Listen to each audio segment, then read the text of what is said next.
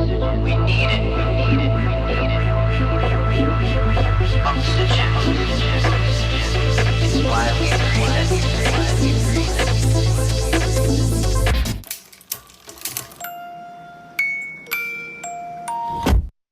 Hey everyone, welcome back to another episode of Small Biz Stories. You know me, your host, Dr. LL, and every week we bring all kinds of exciting guests.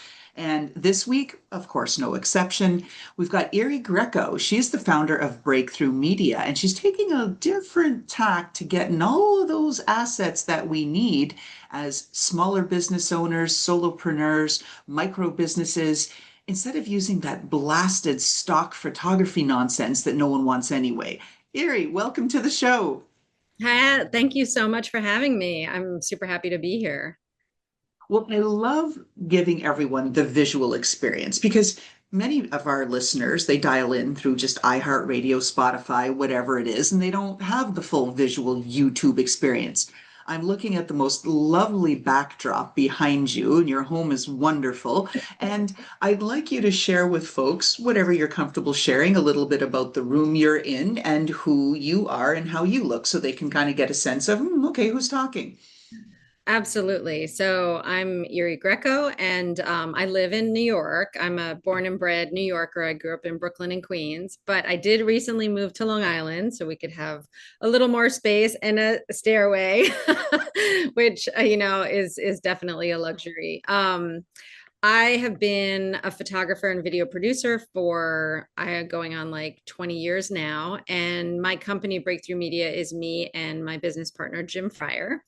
And we've been working together for 16 years. So that is, for us, like we've survived the big recession of 2009, and we've survived COVID and you name it. So that's awesome. And he actually lives in Denver, Colorado. So we do quite a bit of traveling, but we do a lot of local shoots in New York City and the tri-state area, and then also out west. And we've worked extensively in Europe in the past. And our favorite thing is really to work with small and medium brands that have a very authentic voice and want to create content that just feels organic, real, and very approachable. So our style has been very much like not overproduced, not overstaged. We work with a lot of real people and not so much models. And that really lends itself to the quality of work that we enjoy doing. Excellent. Well, like I said, I'm looking and I'm drawn to one of the artifacts. You've actually got two in your background, Yeah. not on your background, in your home. One is a sculpted, looks like white plaster deer, buck with antlers. And then, but what I'm really drawn to is that you've got three leaves hanging below that, and the leaves are echoed in your earrings. And Oh, so it's just yeah. right. And so it's just kind of giving me the vibe about that be natural, be authentic. And then some of the pictures of the background you have over your fireplace, it's just bringing that, I guess, that freshness and, forest and nature and natural. Did I pick up on that in the right way? Or you're like, yeah, this is part of my vibe? No, absolutely. I mean, I am a nature lover. I love the outdoors. My partner and I, romantic partner and I, go hiking and camping and exploring. One of the reasons we moved to Long Island from Brooklyn was so we could have a huge garden, and we have an enormous edible garden that we put in when we moved.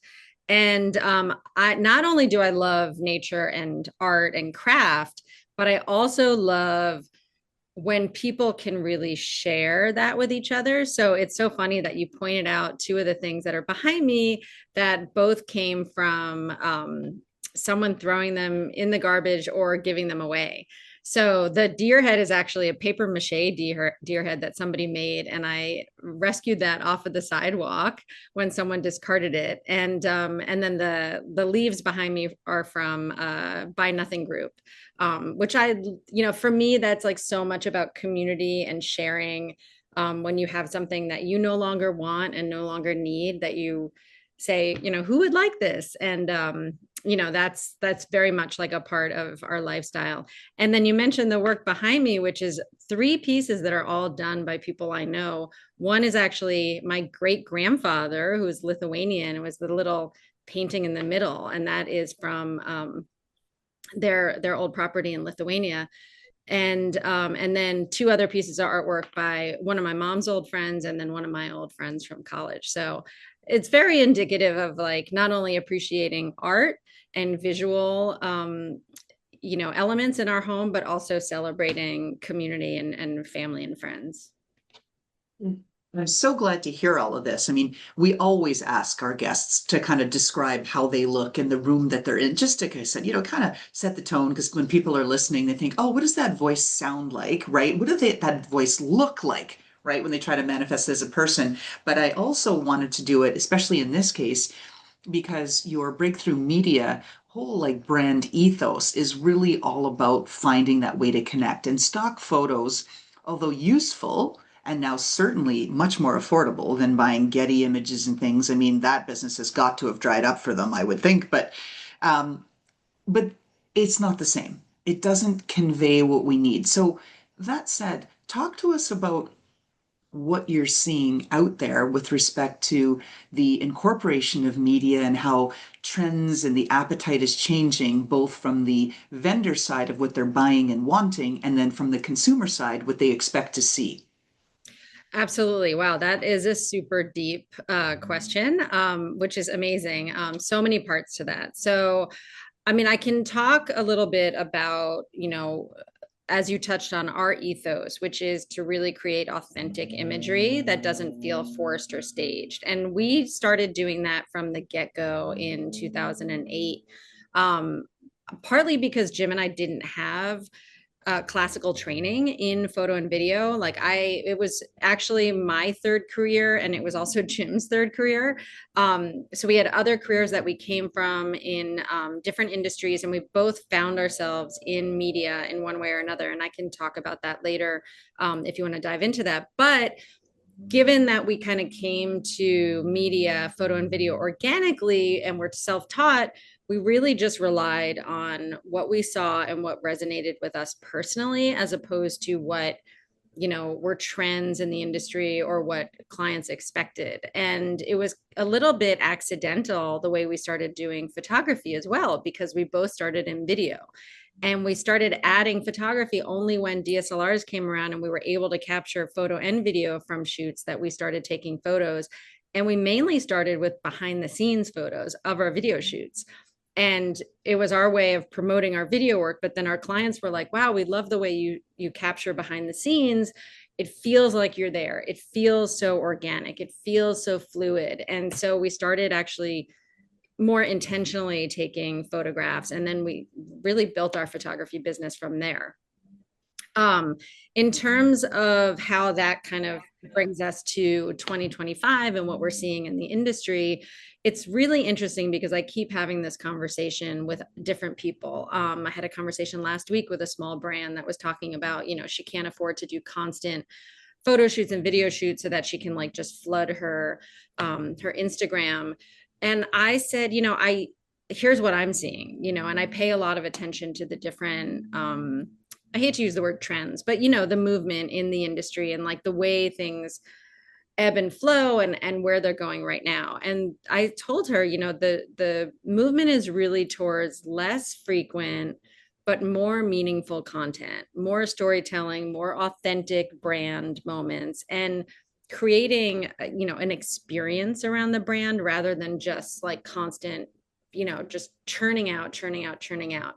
And that is a slight departure from the way it has been, where we were just completely flooded with content. I mean, we're still flooded, but I think there's now pushback where we were completely flooded with content by influencers and brands really pushing this, like, just get as much out there, feed the machine kind of mentality. And I think a lot of consumers and viewers and followers are feeling like it's just falling flat. And so I think part of this is really stemming from Gen Z, being like, okay, we want to cut through all the BS and just talk to me like a real person.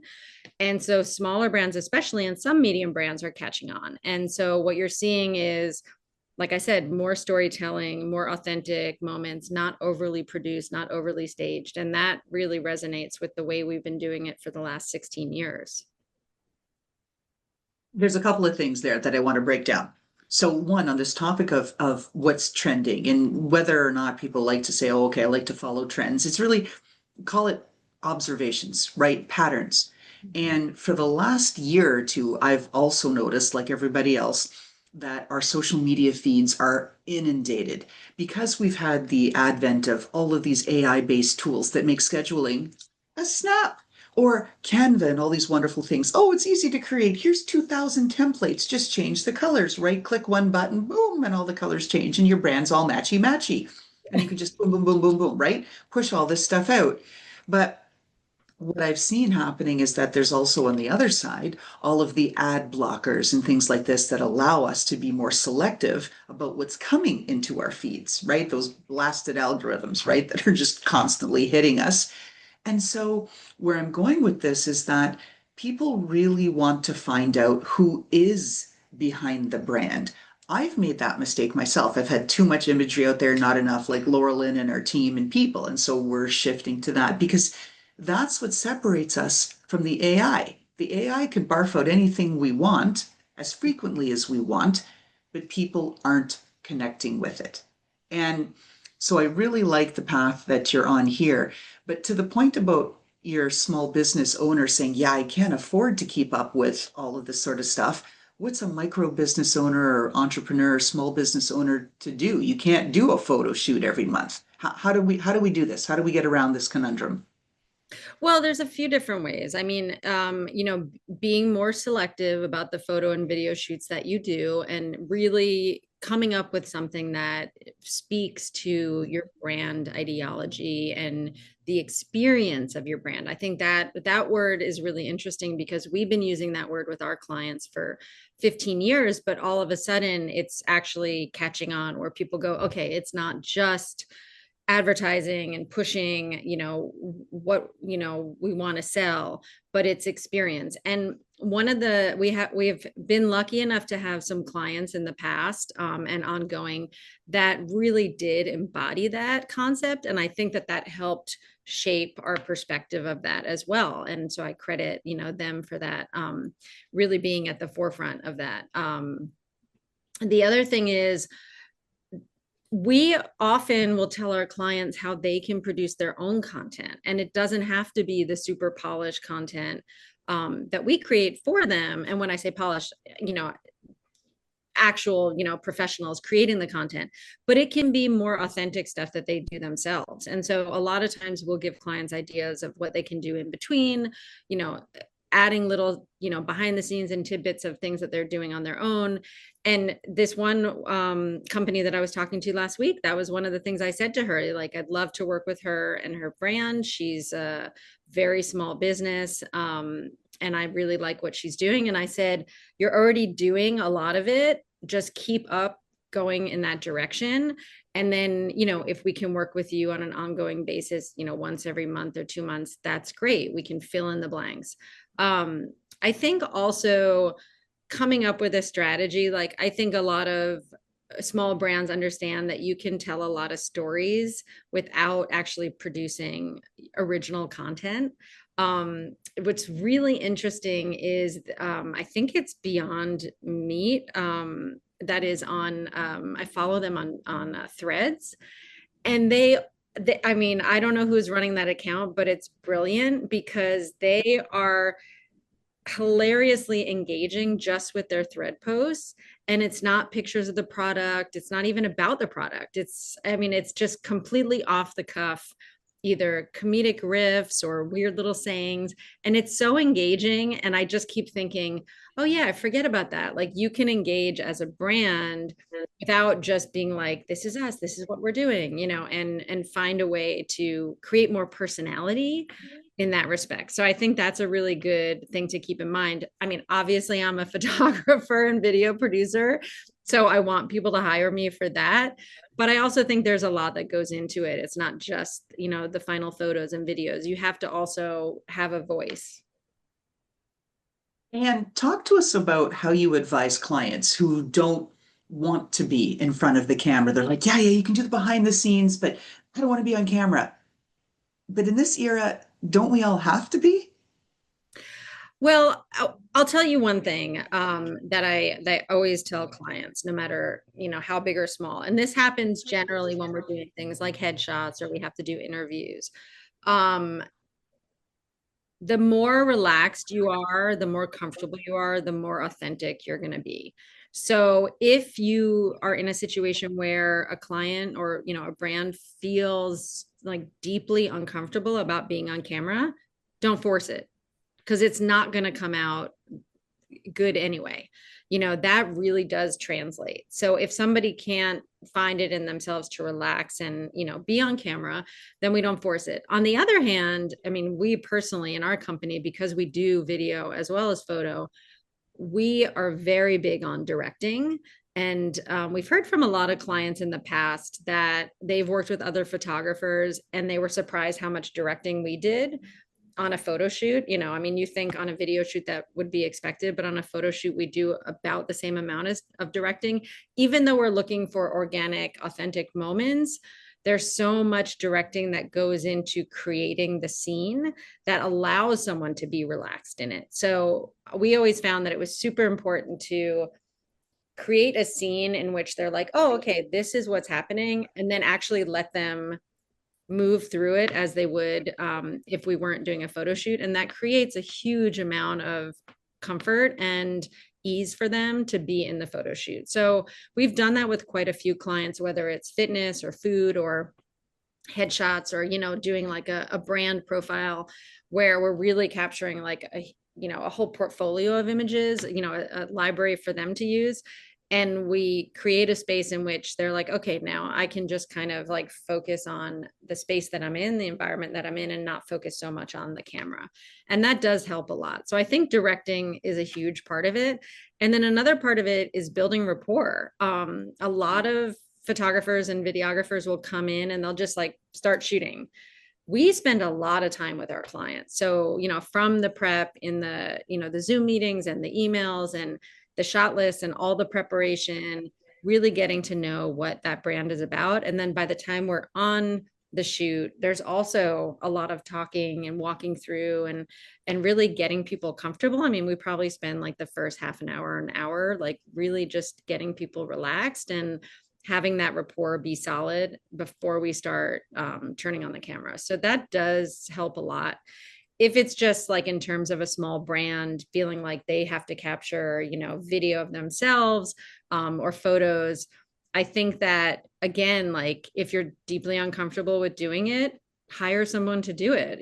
There are so many young people that grew up with social media and video and selfies that are looking for work, being social media managers. And there's nothing wrong with being like, hey, this is our brand ambassador. So and I think that is very different from an influencer. I think getting away from the influencer mentality where somebody's trying to sell you something and having it be more a brand ambassador, that's a personality that's attaching to the brand, that's where we're seeing that difference.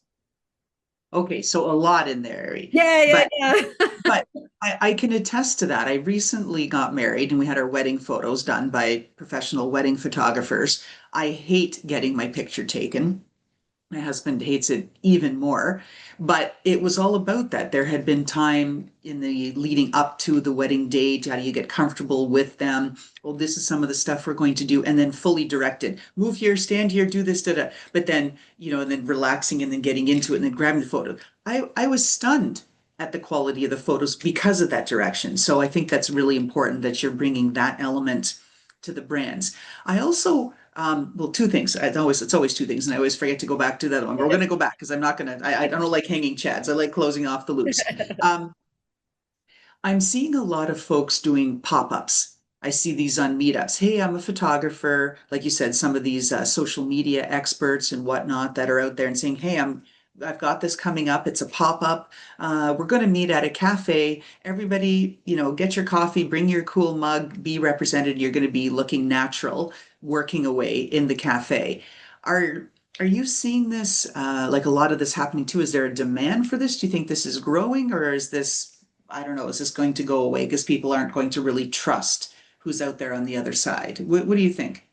Well, I do think pop-ups are currently one of the things that small brands can really activate on, and I'm seeing it across industries. Mm.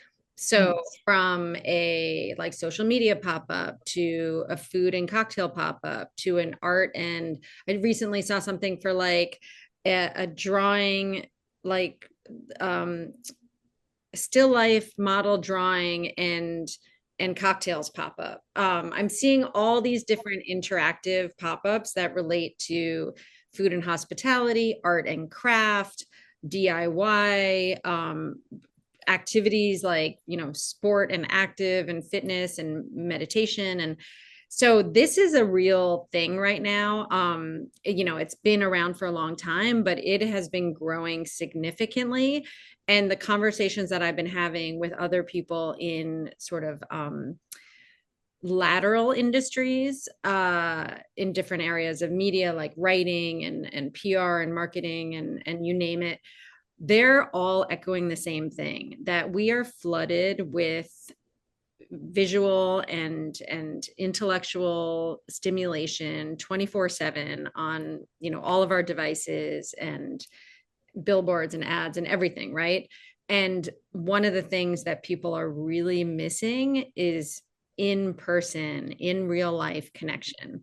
And so pop-ups are gaining traction because people want to be with other people in person.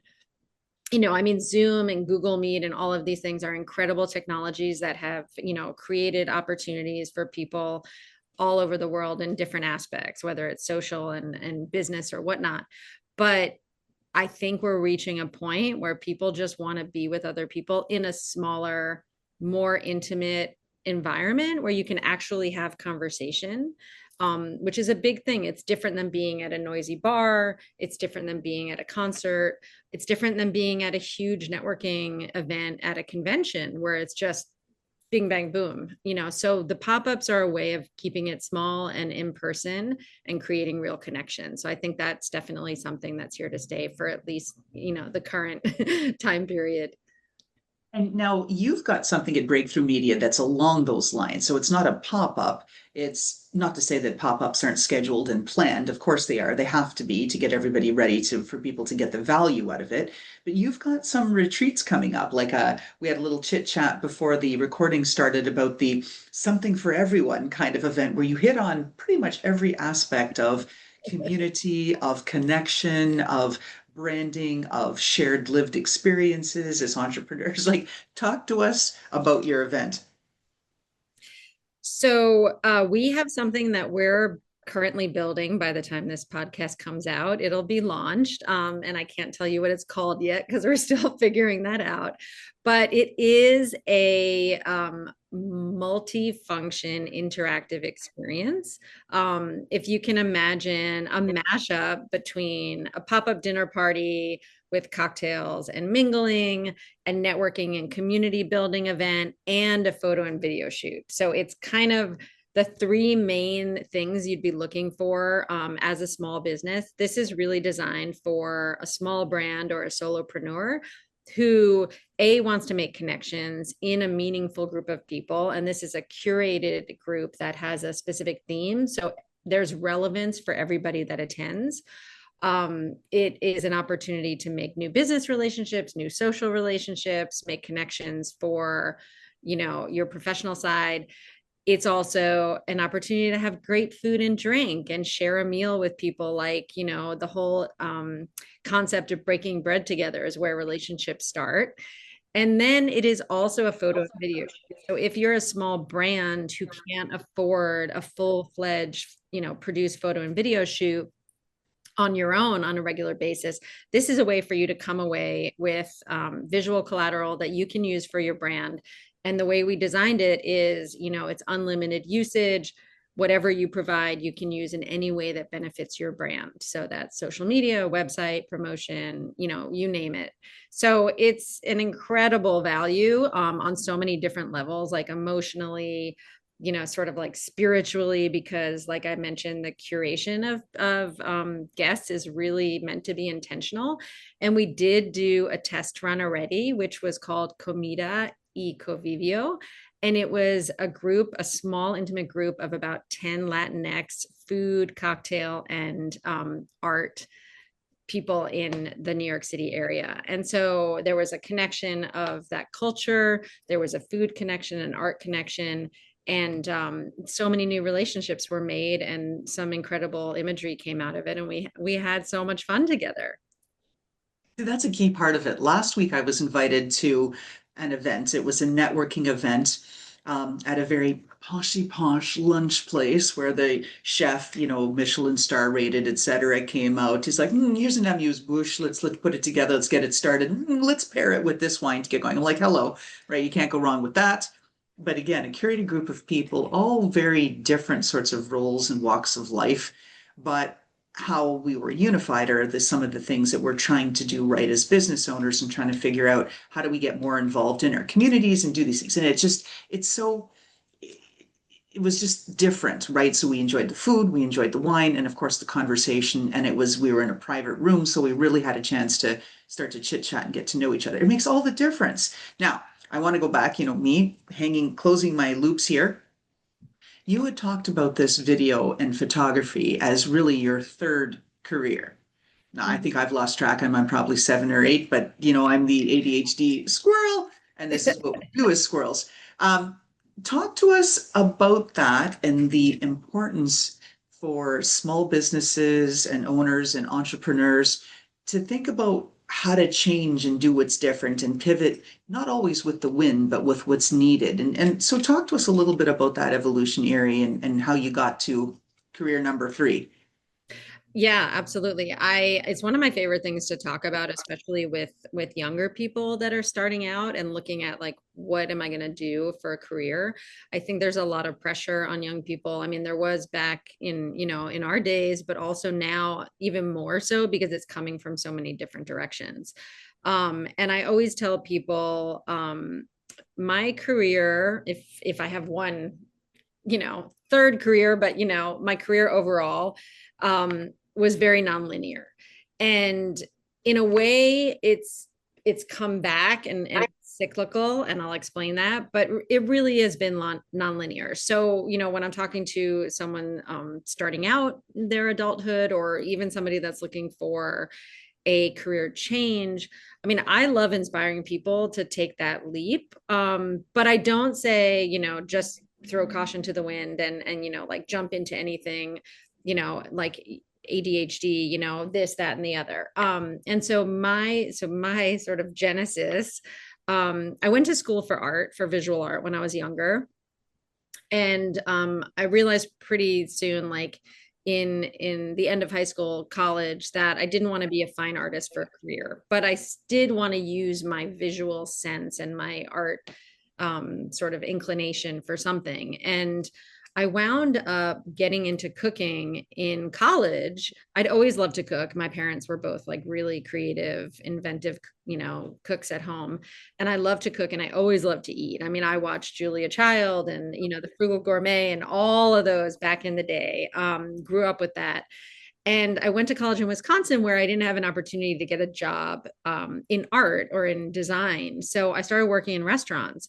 And each restaurant I worked in was better than the one before.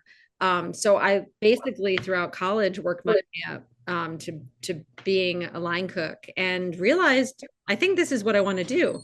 So my first career was in the restaurant business, and I worked in New York, and I worked in San Francisco, and I went and I did my training in Italy. So my plan was to be a restaurant owner and an executive chef. And that was my first career. And I always tell people I loved it until I hated it. And it was like an on-off switch. And, that is a little complicated, but in a nutshell, part of it was the 90s.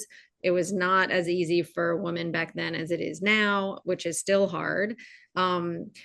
So there were a couple of things. One, I was getting close to 30 and I was realizing I don't really see how, not now, but at some point I can have a good quality of life outside of work and a family. And that's still hard, that's currently still hard.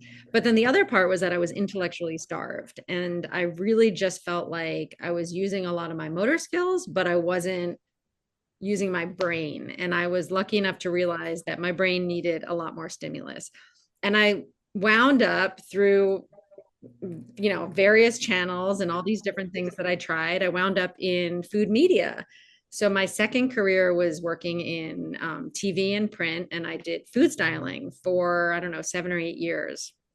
Worked at the Food Network, Martha Stewart, styled segments on the morning shows. And that was great and exciting, but I knew it wasn't it, and so I was still on this nonlinear journey of trying to figure out where it was. And, and for me, it was like I took my time at each place until I found the next thing. And then I got an opportunity to start producing, culinary producing when I was still at Food Network. And that's when I was like, this is where the brain comes in, because producing is so challenging and it's all about connections and strategizing and seeing the big picture and the details. And that's where things started to click. And then I moved into producing video. Jim and I met in 2009 on a project that brought us together separately. And we decided to put our business together. And then we started our own company, and it was video. And then we added photo and taught ourselves photography. And so that's kind of how I wound up in my third career. And, it does kind of come back around to the visual arts and, all of that. But everything was it was very serpentine. It was following, watching, waiting, learning, and then knowing where my strengths were and knowing what was missing that kept me going on that search. So it wasn't anywhere near as squirrely as made out to be. I see actually all of the connectivity that's with that. So, all right. So I appreciate you answering that. We're coming near to the end of our show. So what can people look forward to from Breakthrough Media with respect to these upcoming retreats? Okay, you don't have a name yet. We're going to call it something for everyone, right? These events. Talk to us about what's coming ahead and where people can find you or how they get in touch with you. Yes, absolutely. So the coming soon, as we discussed, the mashup event, we will be announcing that on our website and social media within, a couple of months. So probably by the time this airs. So you can look for that on breakthroughmedia.com and on our social channels on Instagram. And you can find me on LinkedIn. And we're also working with some partners on developing some retreats. So that's for 2026. We're going to do a couple of pairings with some colleagues of ours in their yoga and breathwork retreats, where we incorporate photo and video into the experience. So it's not just like, oh, here's some behind the scenes, but here's some actual content of you. And that's really exciting, because some of these people that attend the retreats are practitioners themselves and are building their own business. But we plan on doing some photo and video focus retreats in 2026 that, could be on the food and hospitality side, sport and fitness, entrepreneurs.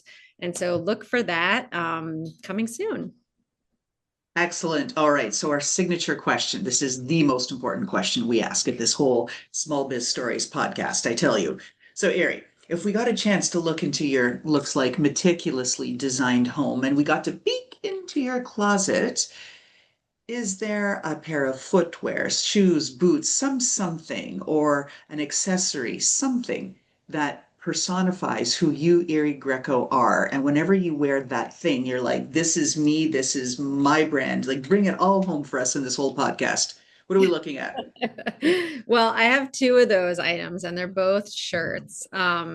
So one is a sweater that my grandmother made back in the 80s, and it has a triangle neckline. And it was my mom. She had made it for my mom, and then I inherited it. So hand-me-downs are very much like a part of how I grew up. And my grandmother is still alive. She's currently 95. Actually, no, Wow. 96. She can't knit anymore because she's got arthritis. But it does really, that resonates so much with who I am and who my brand is. And then the other one is a shirt also hand-me-down from my mom, who an old neighbor of ours when I was a little kid, she actually handmade the shirt. And then she gave it to my mom. And then she also brought me a little doll from Eastern Europe where she was from that I think my mom still has. And so every time I wear that shirt, I think of my mom and my old neighbor who was an immigrant. And those are both like very true to, what I value in terms of relationships and community and friendships and generosity, hand-me-downs, keeping things, sacred, and also having things that remind you of people that you really care about. Oh, that's so beautiful. And I love that. And I'm going to share with the audience that Iri was also proactive about it. Like when people do something that's intentional, I really do appreciate it. Iri looked at our brand color Steeris. It's kind of this darky navy, midnighty blue, and this limey chartreusey sort of green. And she wore a shirt. She's like, "Oh, I want it to be on, on point for your brand." And I'm like, "Wow, what's that?" So big heart, big thank you to Iri Greco, Brakethrough Media. We really appreciate you being on the show. Thank you so much, Laurelyn, for having me. And I can't wait to see more of your programming. Stay tuned. Thanks. And how about that fantastic intro by Touch Circle?